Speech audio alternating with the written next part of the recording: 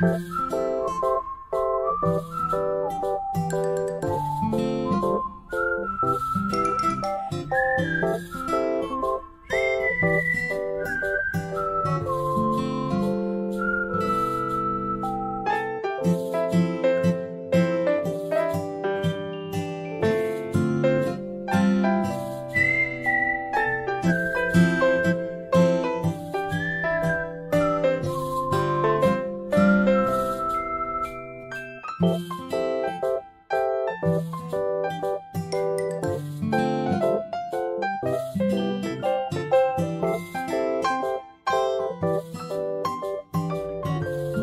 días, mi gente. Buenos días, buenos días, buenos días, buenos días, buenos días. Eso, Dios me los bendiga a toditos.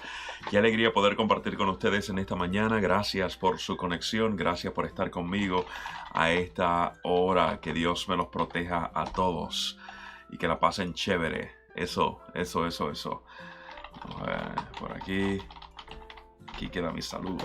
Ahí estamos. Bueno, familia, hoy es martes y continuamos con nuestra lectura diaria de la Biblia. Bienvenidos a Conectando Puntos. Aquí estamos procurando ver la revelación de Dios como es presentada en su palabra. Solamente estamos leyendo, pero esperamos que esto sea motivación suficiente para que usted continúe también estudiando más a profundidad. Así que gracias por estar conmigo a esta hora. Gracias por estar conmigo.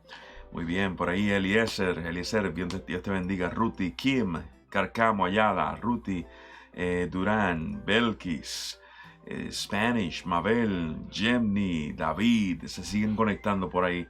Gracias por estar conmigo. Hoy vamos a estar leyendo una historia muy interesante del segundo libro de Reyes, capítulo 5, la historia de Naamán. Ustedes de seguro recordarán esta historia. Leeremos el capítulo 6 y después de eso pasaremos a Colosenses.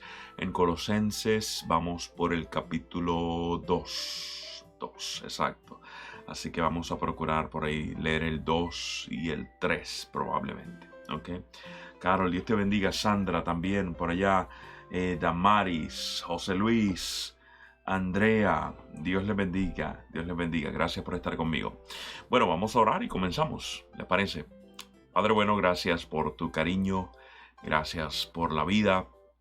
Gracias por tu compañía constante. Gracias por tu promesa de un día bueno para cada uno de nosotros. Queda con nosotros. En el nombre de Jesús. Amén. Abrimos nuestra Biblia. Vamos a Segundo de Reyes, capítulo 5. Y leemos de inmediato. Vamos a bajar por aquí para que puedan escuchar mejor. Ahí estamos. Naamán, jefe del ejército del rey de Siria, era un hombre de mucho prestigio y gozaba del favor de su rey porque por medio de él el Señor le había dado victorias a su país. Era un soldado valiente, pero estaba enfermo de lepra. En cierta ocasión, los sirios que habían salido a merodear capturaron a una muchacha israelita y le hicieron criada de la esposa de Naamán. Un día, la muchacha le dijo a su ama: ojalá el amo fuera a ver al profeta que hay en Samaria, porque él lo sanaría de su lepra. Naamán fue a contarle al rey lo que la muchacha israelita había dicho. El rey de Siria le respondió: bien, puedes ir, yo le mandaré una carta al rey de Israel. Y así Naamán se fue, llevando 30,000 monedas de plata, 6,000 monedas de oro y 10 mudas de ropa. La carta que le llevó al rey de Israel decía: cuando te llegue esta carta, verás que el portador es Naamán, uno de mis oficiales. Te lo envío para que lo sanes de su lepra. Al leer la carta, el rey de Israel se rasgó las vestiduras y exclamó: ¿y acaso soy Dios, capaz de dar vida o muerte, para que ese tipo me pida sanar a un leproso? Fíjense bien, que me está buscando un pleito. Cuando Eliseo, hombre de Dios, se enteró de que el rey de Israel se había rasgado las vestiduras, le envió este mensaje: ¿por qué está su majestad tan molesto? Mándeme usted a ese hombre, para que sepa que hay profeta en Israel. Así que Naamán con sus caballos y sus carros fue a la casa de Eliseo y se detuvo ante la puerta.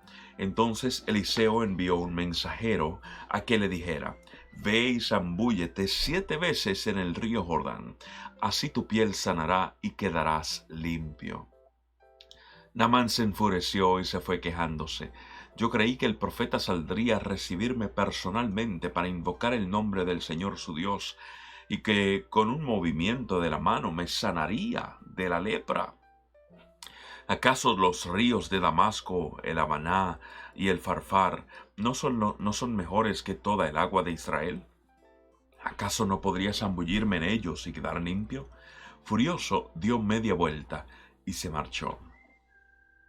Entonces sus criados se le acercaron para aconsejarle: Señor, si el profeta le hubiera mandado a hacer algo complicado, ¿usted no lo habría hecho caso? ¿No le habría hecho caso?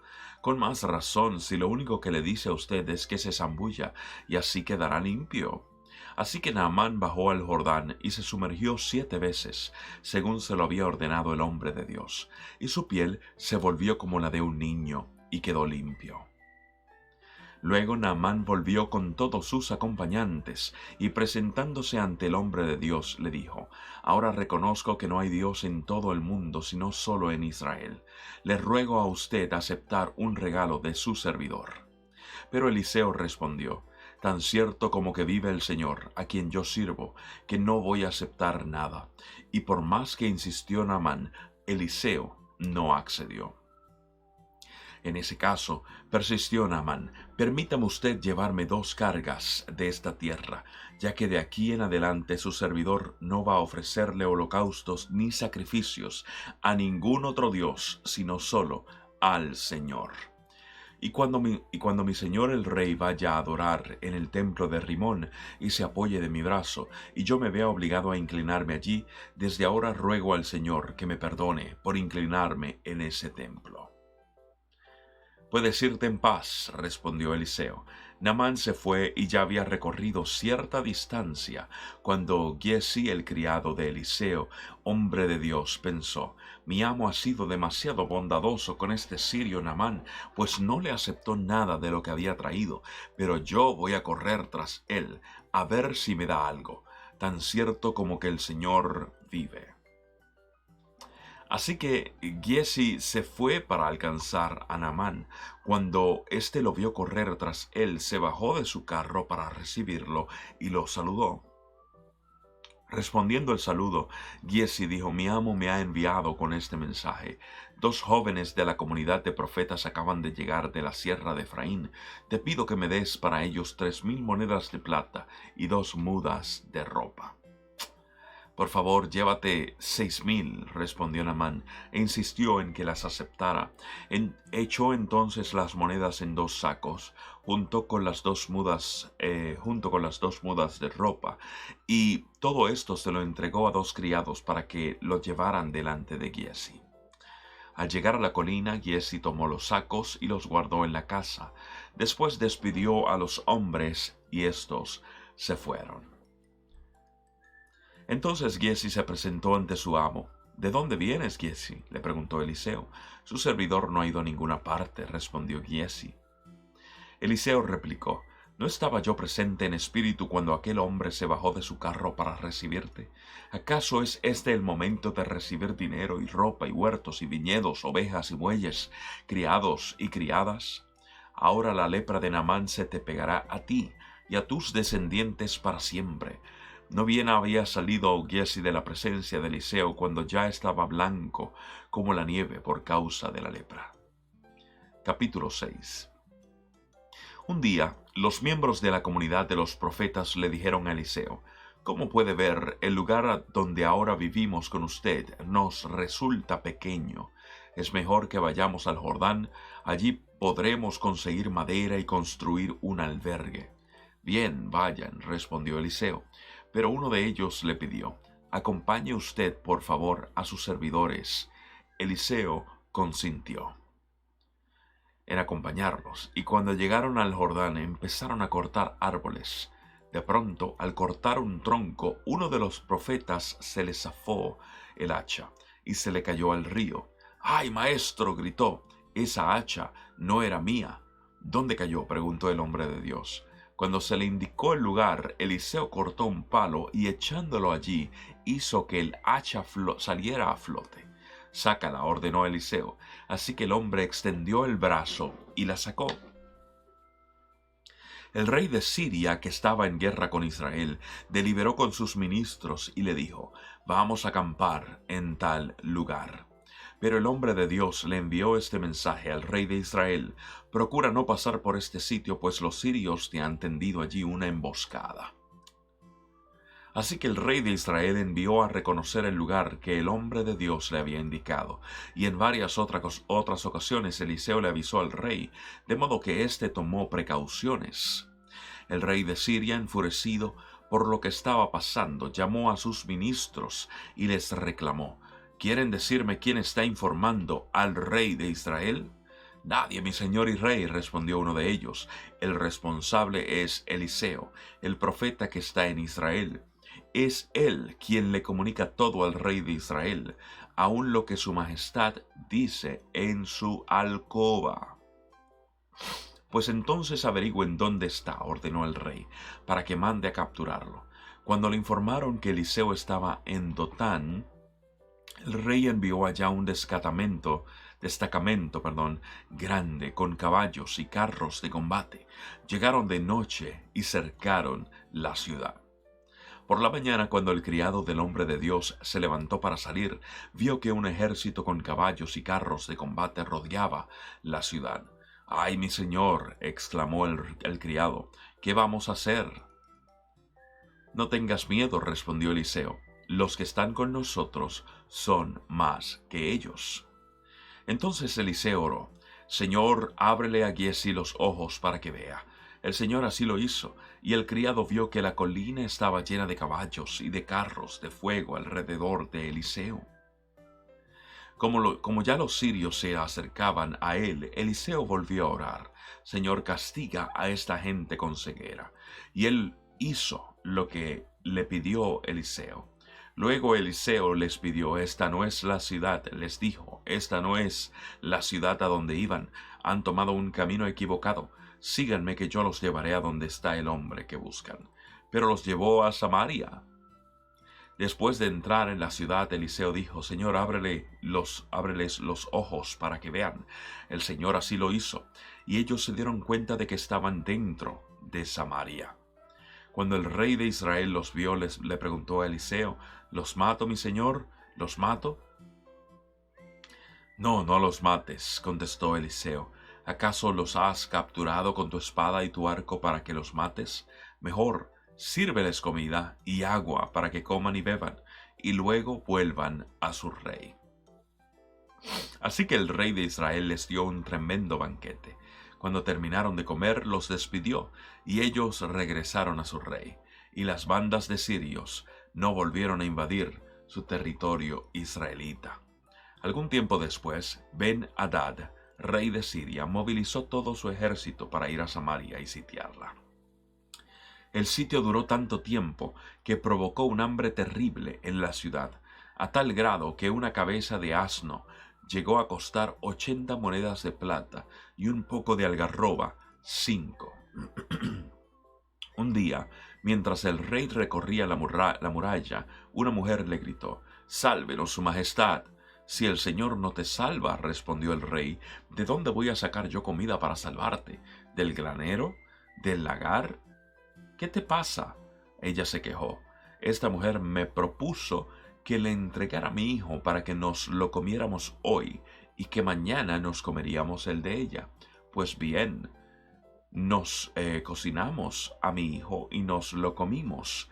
Pero al día siguiente, cuando le pedí que entregara a su hijo para que nos lo comiéramos, resulta que ya lo había escondido». Wow. Al oír la queja de la mujer, el rey se rasgó las vestiduras. Luego reanudó su recorrido por la muralla, y la gente pudo ver que bajo su túnica real iba vestido de luto. «Que Dios me castigue sin piedad», exclamó el rey, «si hoy mismo no le corto la cabeza a Eliseo, hijo de Safat». Mientras Eliseo se encontraba en su casa sentado con los ancianos, el rey le envió un mensajero. Antes de que éste llegara, Eliseo les dijo a los ancianos: Ahora van a ver cómo ese asesino envía a alguien a cortarme la cabeza. Pues bien, cuando llegue el mensajero, atranquen la puerta para que no entre. Ya oigo detrás de él los pasos de su señor. No había terminado de hablar cuando el mensajero llegó y dijo: Esta desgracia viene del Señor. ¿Qué más se puede esperar de él? ¿Ok? Vamos entonces al Nuevo Testamento ahora, Colosenses capítulo 2. La historia de Naamán nos enseña el proceso, ¿no?, de cómo Dios trabaja, nos enseña su piedad, su misericordia, junto con la historia del hacha flotando, que nos enseña, nos recuerda que Dios está interesado en todo lo que nosotros estamos interesados, aunque parezcan cosas pequeñas, ¿eh?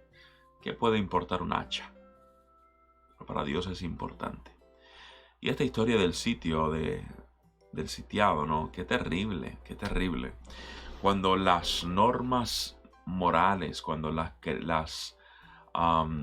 los valores disminuyen al punto de actuar como ellos actuaron ante la desesperación, porque era una crisis, ¿no? Qué lejos estamos de lo que Dios quiere para nosotros. Todavía nos comemos los niños vivos o cocinados. Todavía somos así. Nos lamentamos de esa gente, pero somos igualitos. Bueno, Colosenses capítulo 2, ¿listos? Vamos a leer qué Pablo nos tiene que decir en el día de hoy. Quiero que sepan que gran lucha sostengo por el bien de ustedes y de los que están en la Odisea, y de tantos que no me conocen personalmente.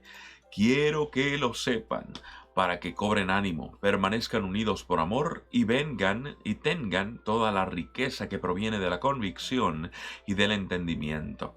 Así conocerán el misterio de Dios, es decir, a Cristo, en quien están escondidos todos los tesoros de la sabiduría y del conocimiento. Les digo esto para que nadie los engañe con argumentos capciosos. Aunque estoy físicamente ausente, los acompaño en espíritu y me alegro al ver su buen orden y la firmeza de su fe en Cristo.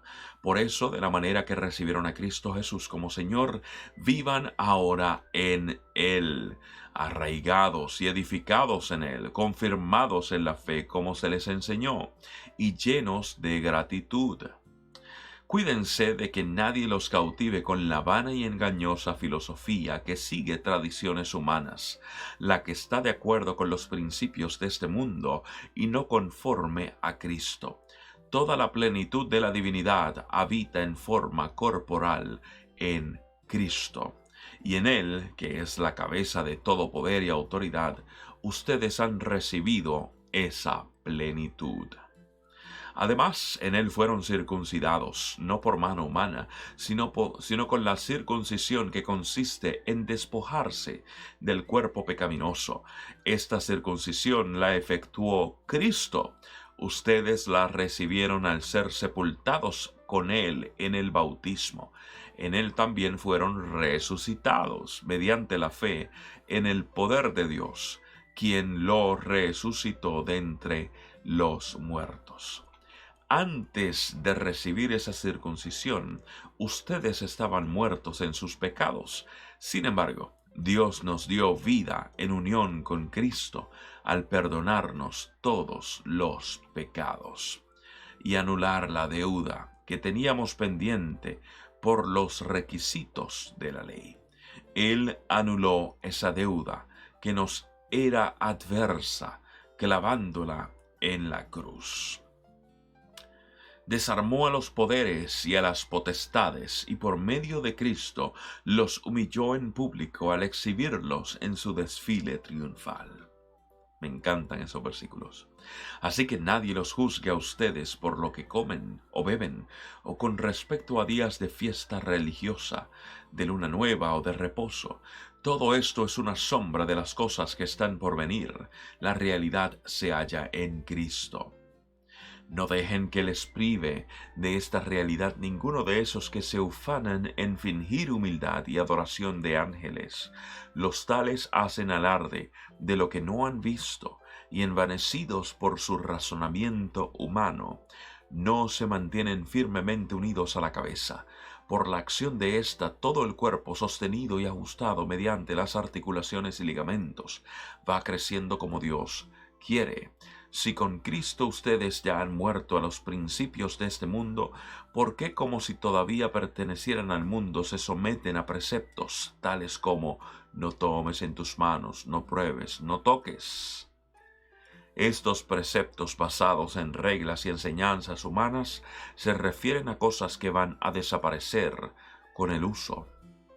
Tienen sin duda apariencia de sabiduría, con su afectada piedad, falsa humildad y severo trato del cuerpo, pero de nada sirven frente a los apetitos de la naturaleza pecaminosa.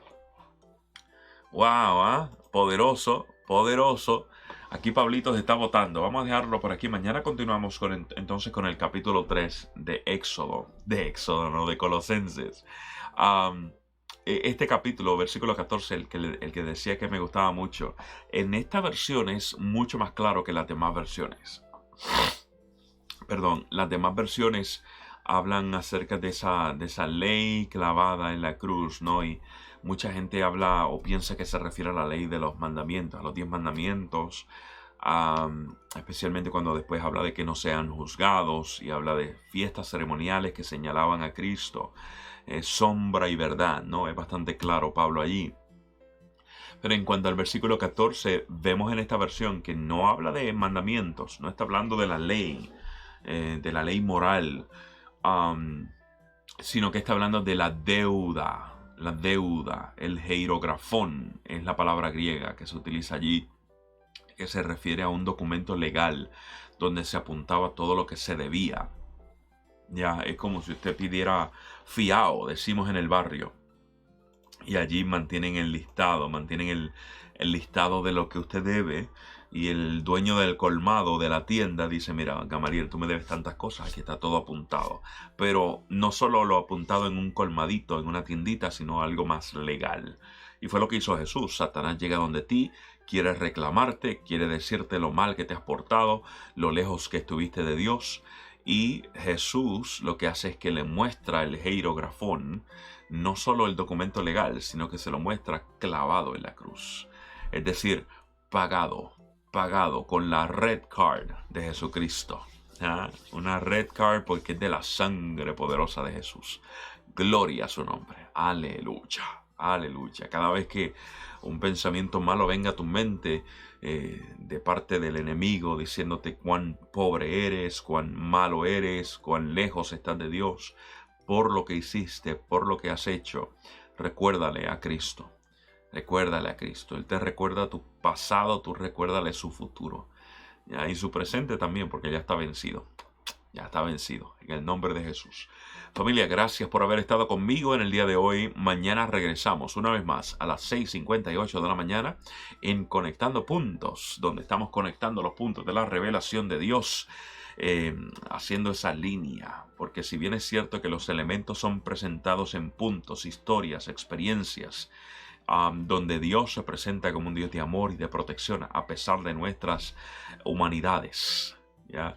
La realidad es que la revelación de Dios no son puntos solamente, sino una conexión entre ellos que establece una línea completa. De eso se trata. Aquí estamos procurando ver la belleza de Dios, más que cualquier otra cosa. Y lo hacemos one day at a time, un día a la vez. Ora conmigo. Padre bueno, una vez más, gracias por tu palabra, la cual jamás retorna atrás vacía. Queda con nosotros. En el nombre de Jesús. Amén. Dios te bendiga, familia. Que la pases chévere, chévere, chévere. Y que Dios te bendiga, Dios te abrace. Besote, abrazos. Disfruta tu día. En el nombre de Jesús. En el nombre de Jesús. Hasta mañana. Paz.